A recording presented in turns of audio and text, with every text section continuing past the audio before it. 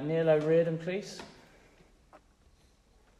Hi Stephen, do you feel that you caught a break tonight at the end of the game to maybe make up for some of the bad fortune? Yeah, like I was very impressed with Serbia. I thought they were excellent on the night. You know, they've improved since we played them last, Stephen, I feel, because we had 50-50 possession in the game away, and it was an end-to-end sort of game, 3-2 defeat, narrow defeat. But tonight Serbia were excellent, you know, and I was so impressed with them. We hung in there, you know. It was a third game in 6 days. It was only their second, really, and it was a tough shift for the players, but they showed great spirit. They fed off the energy of the crowd. The crowd were amazing, and Gavin Bazuna kept us in it for periods because they had a lot of quality. Serbia. Gavin had a tremendous game, and yeah, we got a break, which we haven't had too many of them. So we were delighted to get it. But you know, Matt Doherty, to be fair, third game in 6 days. He's not been a regular in the Tottenham team. He's played a couple of Europa League matches. So for him, he was absolutely exhausted, and he still got to push himself to the limits, got to the end line to make that cross. So, you know, it's tremendous credit for him. With Gavin and Andrews and Adam's performance, do you think people will kind of maybe appreciate what you're doing, or maybe you feel that they do appreciate anyway in terms of your approach? In terms of what, sorry, Neil? Well, in terms of, you said, in terms of building for the Euros, the fact that Gavin, Andrew and Adam were so impressive. Yeah. There's appreciation for what you're trying to do. Yeah, listen, I couldn't have predicted that Andrew and Gavin played as well as they did. You know, they were absolute. Andrew up against Mitrovic and Vlahovic there, you know, and really physically, really powerful guys. And but he just has another gear. He's so quick, and his composure. And the two players, Gavin and Andrew, the composure is incredible, you know. And I think, but it's early days for them. You know, Andrew's only played 7 league games for Norwich, and he's did a great pre-season. Played every minute in pre-season, and I know how highly they regard him there. They really do regard him highly, and he showed why tonight. Ed Leahy, please. Stephen, how are you doing? Yeah, it was a great result tonight, I suppose, in the end. I'm just sort of thinking, I'm sure you'll be keen to analyse that game, and you know, we spoke about Serbia being an aspirational team to be, you know, compared to maybe in the future. But you know, from the performance tonight, and we're still playing catch up with them. So just in terms of what can we add to that performance where we can allow to have that control aspect in the opposition half, and to be, you know, playing that nice football in and around the opponent's box. What's missing from the team just to add to that performance tonight? Yeah, I think I wasn't joking when I said, I wasn't just, you know, I actually genuinely meant it. I thought they were sort of probably quarter-final European Championship material, definitely. I think they're very good. You know, in many ways they cause us more problems than Portugal did in midweek. So they were excellent. They had a lot of quality in forward areas, and very good structure in their team. I think the evolution of our team is sort of a good bit behind Serbia, and we you know, you can see a lot of the players have shown a lot of composure still, and we do need to add some quality, you know, some extra quality in the final third. All right, you know, we're not saying that we're perfect. We still have we're very much a work in progress, but we have some good attacking wingers to come in who weren't here, and players who play wide.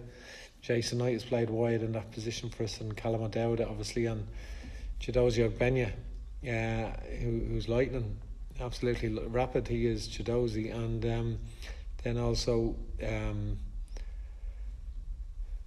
the fact that Callum Robinson wasn't really fit enough to start. So hopefully we'll have him again as well, because he made things happen when he came on in both games, and it was great. It was great to have him after just so quickly after having COVID. So these are players that will help us improve and be better. And then just to follow up on that, would it be fair to say then the fact that we were enjoying a good bit of possession, and I suppose that allowed the team to take a bit of break, to get a bit of respite, and allowed them to bring the energy into the final stages. So in that sense, possession football has its benefits from that side of things as well. Yeah, if it was behind closed doors that game, we'd have lost it. I think the support were magnificent tonight. They really were, and it was like a full house, even though it wasn't a full house. And the players got the energy from that, because say the likes of Egan and Shane Duffy and Matt Doherty, that's their third 90 in 6 days at international level against Portugal and Serbia, where they're absolutely really intense games, and the game against Azerbaijan the weekend. So it's a real shift against a team like that, who are relentless, and they deserve a lot of credit for their attitude. The attitude of the players was nothing short of first class. Really good, and we're not in the business, we celebrating a draw at home, but just in the context of the week, really, because I felt we deserved at least 4 points from the other two games and not 6. But the way we didn't just see the last minute out in Portugal, but so to only have one coming into that game was a bit of a real kick in the teeth. And I think, as you said, the players showed sort of resilience to accept them defeats, and the quick turnaround of 3 games in 6 days, which is 3 competitive games, which is a new concept for them over the last while, and to show the sort of determination and resilience to hang in there and realise that they've had a couple of kicks in the teeth, had a few, and to get a break probably at the end, which they deserved, because it's been in short supply. So it was a good feeling in the stadium, because it was great to see people celebrate the goal in the stadium, even if it was an OG, and that's just to have the level of passion around again, because that's been, through the pandemic, that's been difficult for everyone. So people loved the idea of coming and following and supporting Ireland. People are very proud to do that, and we're all very proud to represent Ireland. Damien Spellman, please. Hi Stephen, just going back to Gavin Bazunu, you clearly had a lot of faith in him when you threw him in the first place, but have even you been surprised at how quickly he's grown into the role? I knew he was very good, and I knew he had sort of special qualities as a man, first and foremost.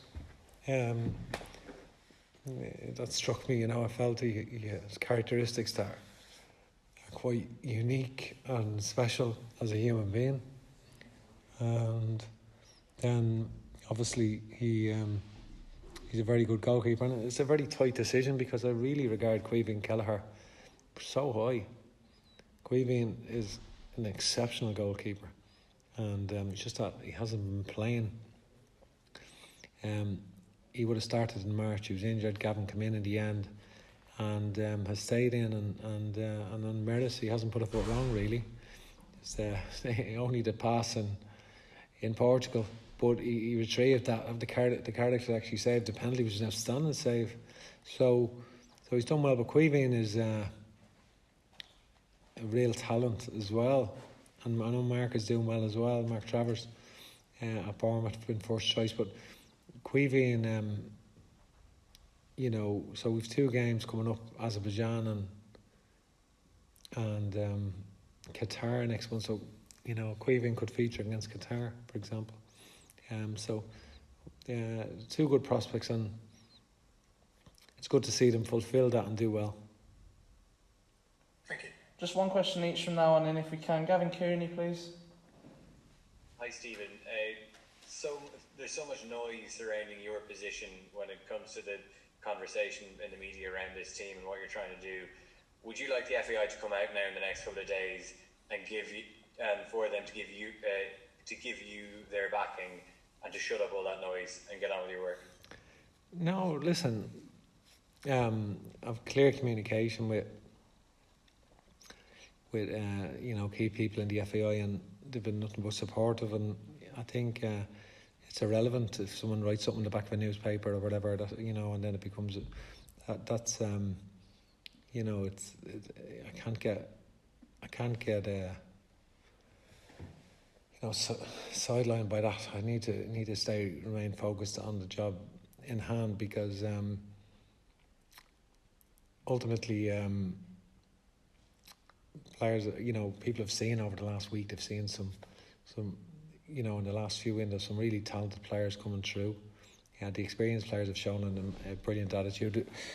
Listen, the 97-minute goal in Portugal, which would have been, you know, one of the great results, is our only defeat in 6 matches now, and but we haven't. We've been drawn too many. We need to start turning the draws into wins, and you know, so that's we've got the 2 games next month, and then we've got Portugal coming here, and Luxembourg. So we've got Azerbaijan and Qatar. So they're good games, and so yeah, a lot of good things from the week, really, but just you know,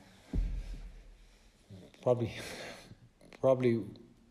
Serbia overall could have deserved to win tonight. You know, they were exceptional, but we dug in, showed different type of qualities, and played a lot of good football as well, and had obviously 2 chances at the death to win it with Andrew's brilliant shot and Shane Duffy's header, but they were very good. I felt, Serbia overall. John Fallon, please. Hi, Stephen.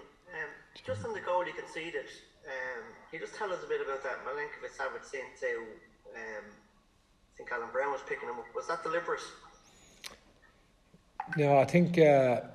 Listen, I look after all the defending corners myself, and I take great pride in that, and that's our first goal we conceded from a corner since I took over.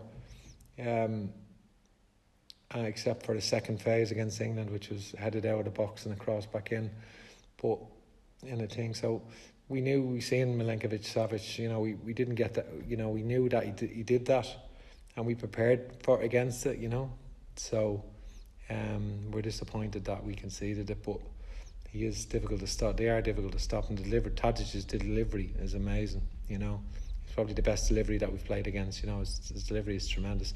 They've so much height. You know, if you go through the team, like, we're giving inches away everywhere, really, you know, to be honest with you. You know, they had Mitrovic, Vlahovic, and 3 centre-halves, and Milinkovic-Savic, all in the box. So there's 6 in the box. So it's difficult to defend against. They are. We defended well in Serbia against the players. They're very, very dangerous from that. You know, they just have so great delivery and powerful lads. Okay, guys, we're going to end it there. Thanks for your help.